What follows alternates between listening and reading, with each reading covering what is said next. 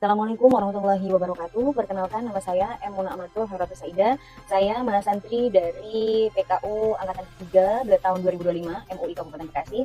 Kali ini saya membuat video untuk mengumpulkan tugas daripada video editing, dan kali ini saya mau bercerita tentang Nabi Musa alaihissalam.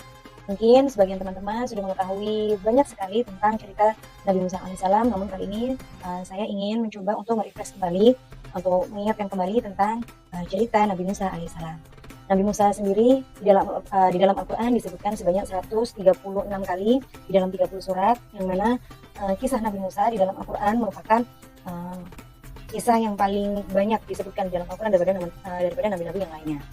Nah, kali ini saya akan bercerita tentang Nabi Musa dari masa kecil hingga remaja.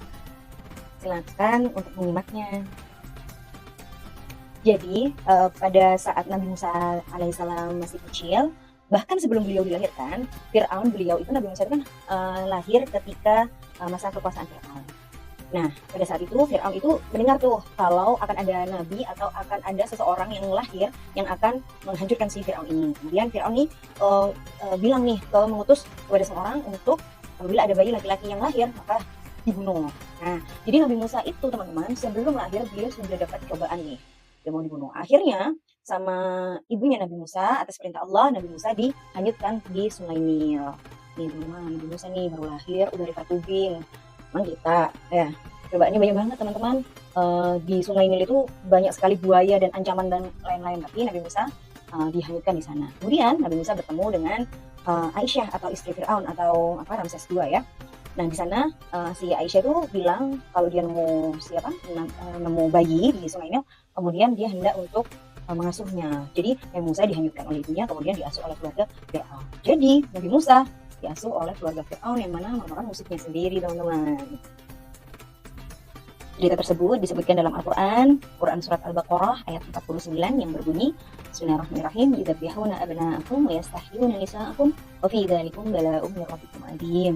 Di sini dijelaskan bahwasanya Fir'aun memerintahkan orang-orangnya untuk menyembelih bayi laki-laki dan untuk bayi perempuan dibiarkan untuk hidup. Setelah menjelaskan tentang masa kecil Nabi Musa, kali ini kita akan membahas tentang masa remaja Nabi Musa. Nabi Musa itu kan banyak banget ceritanya di dalam Al-Quran ya, mungkin saya akan sebutkan singkat saja.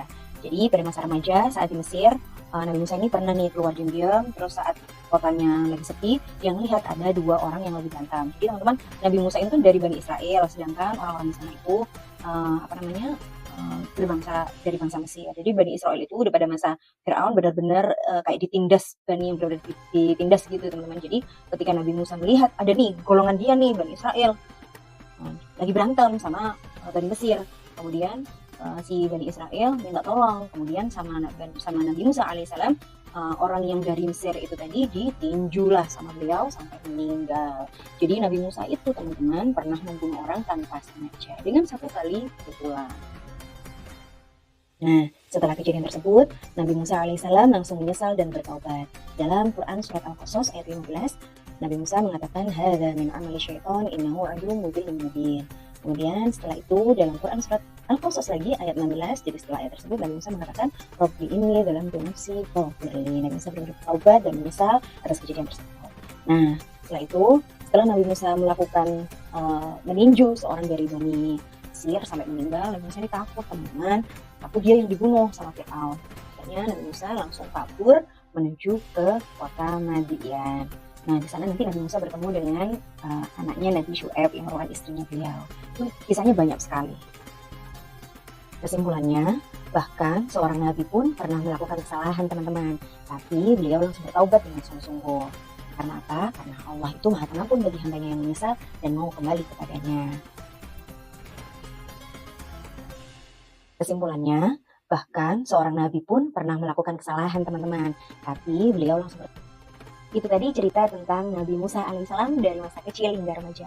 Kalau kalian mau untuk aku ceritain lagi tentang cerita Nabi Musa, mulai dari bagaimana kehidupan beliau di kota Madian hingga menikah, atau cerita tentang bagaimana penyihir-penyihir itu beriman kepada Nabi Musa dengan beliau melempar tongkatnya kemudian melahap ular-ular kecil yang dibuat oleh penyihir-penyihir itu, atau cerita tentang bagaimana Nabi Musa membelah Laut Merah, atau Kalian mau aku ceritain tentang bagaimana malaikat Israel yang ditampar sama Nabi Musa sampai matanya copot?